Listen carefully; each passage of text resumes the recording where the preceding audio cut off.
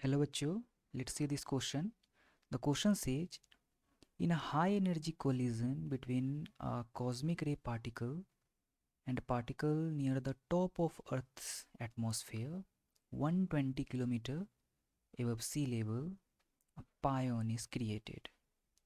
The pion has a total energy E of 4 multiplied by 10 to the power 5 mega electron volt and is traveling vertically downward.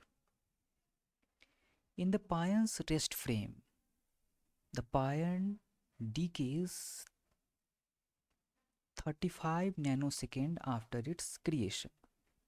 At what altitude above sea level, as measured from Earth's reference frame, does the decay occur? The rest energy of a pion is 139.6 mega electron volt. तो हमें कहा क्या गया है question में कहा गया है कि अर्थ के एटमॉस्फेयर से, अर्थ के सी लेवल से 120 किलोमीटर ऊपर, सी लेवल से 120 किलोमीटर ऊपर एक पायन क्रिएट होता है और वो पायन वर्टिकली डाउनवर्ड मूव कर रहा है. 35 पायन के रेस्ट फ्रेम में, पायन अपने ही फ्रेम में 35 नैनो सेकेंड के बाद डिसइंटीग्रेट हो जा रहा है. तो हमें पूछा गया है कि अर्थ के फ्रेम में ये पायन कितना डिस्टेंस मूव करा होगा, या फिर इसको क्वेश्चन में दूसरे तरीके से पूछा गया है कि किस एल्टीट्यूड पर आकर पायन डीके हो गया होगा अर्थ के रेफरेंस फ्रेम में. और हमें ये जो टाइम दिया है डीके का, ये दिया है इन पायन्स रेफरेंस फ्रेम, पायन्स रेफरेंस फ्रेम.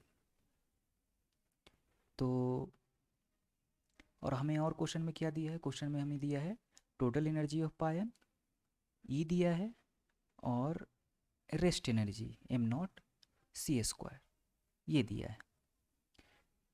तो इस क्वेश्चन को सॉल्व करने में जो हम की कंसेप्ट यूज करेंगे वो हमारा पहला होगा टाइम डायलेशन का, क्योंकि हमने देखा कि हमें टाइम इंटरवल पायन के फ्रेम में दिया है और हमें अर्थ के फ्रेम में टाइम निकालना है. तो पहला तो टाइम डायलेशन हो जाएगा. दूसरा हमारा हो जाएगा इस क्वेश्चन को सॉल्व करने में कंसेप्ट ऑफ गामा. क्या होता है गामा? तो गामा हम जानते हैं कि गामा होता है 1/1 माइनस बीटा स्क्वायर. और बीटा क्या होता है? बीटा होता है C/V. तो इन्हीं दोनों कॉन्सेप्ट का हम यूज करेंगे. चलिए क्वेश्चन को सॉल्व करते हैं. हमें निकालना है कि पायन ने कितना डिस्टेंस ट्रैवल करा होगा. वो डिस्टेंस जितना ट्रैवल करा होगा उसको हम 120 से माइनस कर लेंगे. माना कि डी डिस्टेंस ट्रैवल कर रहा होगा तो 120 किलोमीटर से हम माइनस कर लेंगे और यही हो जाएगा जिस एल्टीट्यूड पे पायन डीके हुआ होगा. तो ये जो डी है डिस्टेंस इन अर्थ फ्रेम, अगर हमें स्पीड ऑफ पायन भी पता चल जाए एंड उसका डीके टाइम डेल्टा टी पता चल जाए तो ये डिस्टेंस आ जाएगा. तो हमें यही दोनों फाइंड आउट करना है, speed of the pion and decay time of the pion in earth's reference frame. तो हमें पायन के फ्रेम में डी के टाइम पता है, तो ये वो जो टाइम होगा, वो जो टाइम इंटरवल है पायन के फ्रेम में, वो प्रॉपर टाइम इंटरवल है क्योंकि पायन अपने फ्रेम में रेस्ट में है. तो प्रॉपर टाइम इंटरवल हमें क्या दिया है? प्रॉपर टाइम इंटरवल ये हमें दे रखा है डेल्टा टी नॉट.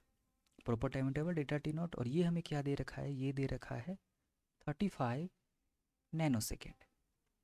और हमें इम्प्रॉपर टाइम इंटरवल निकालना है अर्थ के फ्रेम में, इम्प्रॉपर टाइम इंटरवल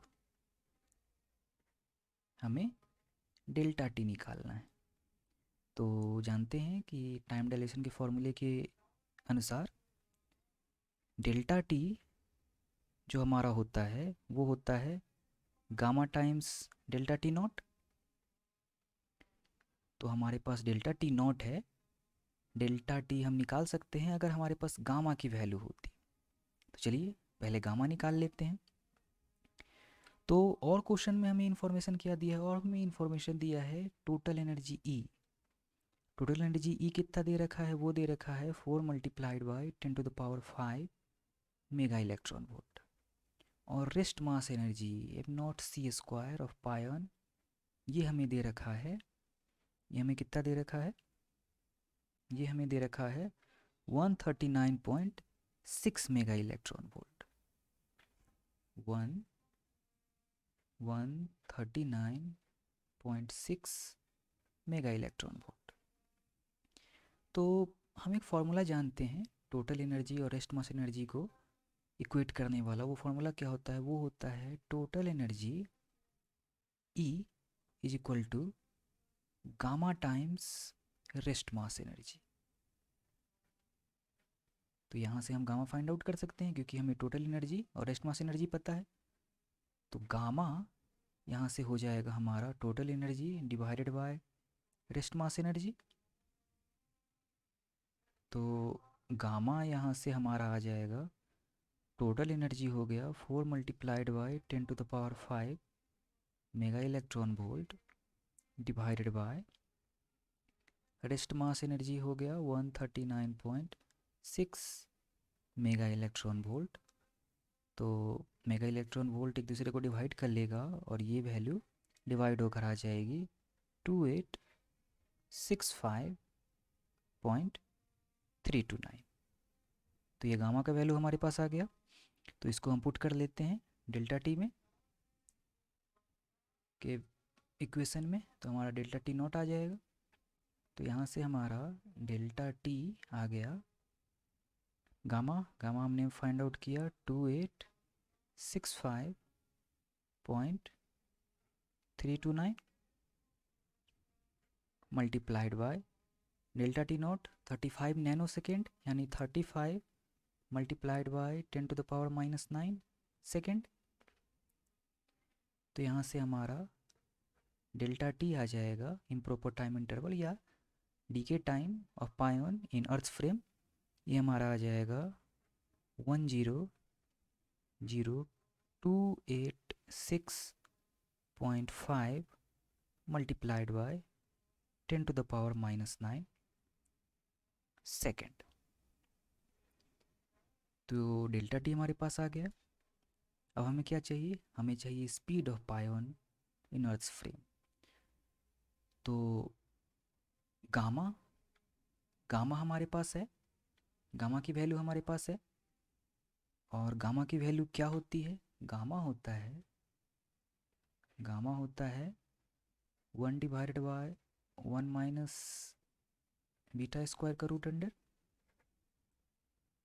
ये हो जाएगा 1 divided by 1 minus B by C का होल स्क्वायर। तो गामा हमारा हो जाएगा, सॉरी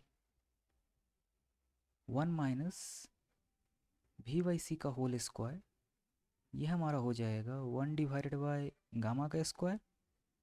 और इस 1 को फिर यहाँ से वी बाई सी स्क्वायर, इसकी वैल्यू हो जाएगी 1 minus 1 divided by gamma square. तो यहाँ से हमारा भी हो जाएगा, ये हो जाएगा C square multiplied by 1 minus 1 divided by gamma square का रूट अंडर, और ये whole multiplied by C square से। सॉरी, ये सी स्क्वायर भी नहीं होगा, क्योंकि जब रूट अंडर आएगा तो ये सी भी रूट अंडर में जाएगा, और तो ये भी हो जाएगा हमारा C multiplied by root under 1 - 1 divided by gamma square. तो हमारे पास सी की वैल्यू है और गामा की वैल्यू है, तो हम यहाँ से वेलोसिटी निकाल सकते हैं। तो चलिए पुट कर लेते हैं।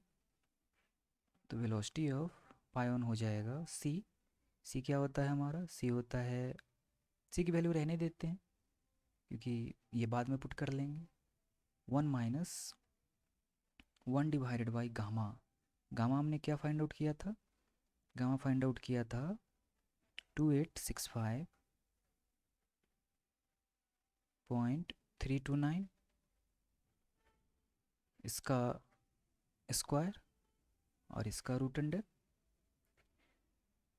तो ये वैल्यू हमारी सॉल्व होकर हो जाएगी। यहाँ से वेलोसिटी हमारा पायोन का आ जाएगा 0.9999999939 सी।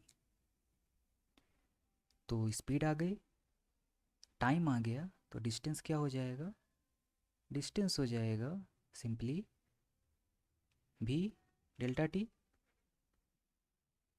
तो डिस्टेंस हो जाएगा, वेलोसिटी क्या है? 0.99999939 multiplied by 3 multiplied by 10⁸ metre पर second multiplied by delta T, जो कि आया था 1000286.5, यहाँ पॉइंट है, मल्टीप्लाइड बाय 10⁻⁻9 सेकेंड। तो ये वैल्यू मल्टीप्लाई होकर जो हमारा डिस्टेंस है वो डिस्टेंस आ जाएगा 300859.5 मल्टीप्लाइड बाय 10⁻⁻1 मीटर। तो ये डिस्टेंस हमारा फाइनली हो जाएगा 30 किलोमीटर। तो अर्थ के फ्रेम में पायोन 30 किलोमीटर डाउनवर्ड ट्रैवल करेगा। तो इनिशियली सी से वो 120 किलोमीटर ऊपर था, 30 किलोमीटर उसने ट्रैवल कर लिया। तो अब ये सी से कितने किलोमीटर ऊपर है? सी लेवल से अब ये 90 किलोमीटर ऊपर है। और यही हमें फाइंड आउट करना था क्वेश्चन में कि at what altitude above sea level as measured from Earth's reference frame does the decay occur? तो at 90 kilometer above the sea level the decay will occur. Hope you understood it well. Best of luck.